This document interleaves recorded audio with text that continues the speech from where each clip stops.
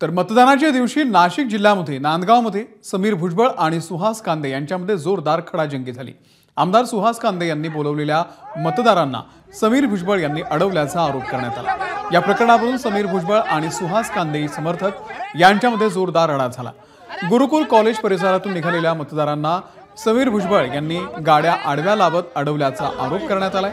शैक्षणिक संकुलामध्ये सुमारे 1000 ऊसतोड कामगारांना आणून त्यांना खुलेआम पैसे देऊन मतदानासाठी पाठवलं जात असल्याचा आरोपही भुजबळांनी केला।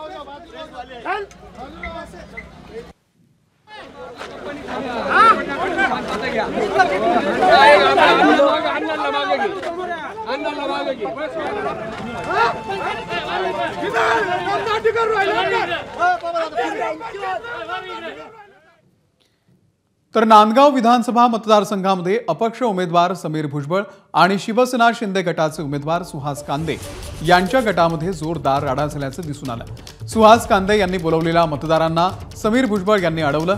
समीर भुजबळांनी गाड्या आडव्या लावून मतदारांना घेऊन चाललेली जी बस आहे ती अडवली। यानंतर सुहास कांदे तिथे आले असता त्यांनी थेट समीर भुजबळ यांना मारून टाकण्याची धमकी दिली।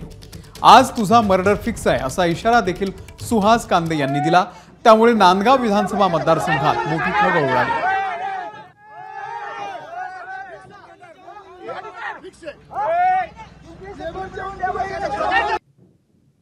नाही, मी ॲक्च्युली असं समीर भाऊंचं नाव घेऊन नाही धमकी दिली, ते चुकीचं व्हायरल होतंय। माझी मीडियाला विनंती आहे की मी असं नाव घेऊन नाही दिलं। आमचे एक जण मारत होता त्या कामगारांना, म्हणून मी त्याला म्हटलं आहे तो मरून जाईल, त्याचा मर्डर होईल, मारू नको।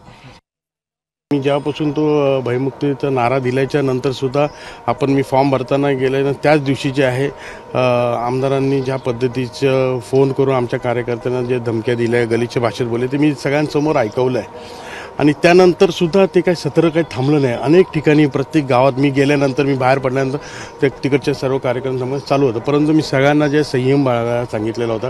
कोणालाही त्याच्याबद्दल जे आहे उलट सुलट कुणीही आलं तरी त्यांना नमस्कार करून हो बाबा, दादा बाबा करून शांत राहायला सांगितलं।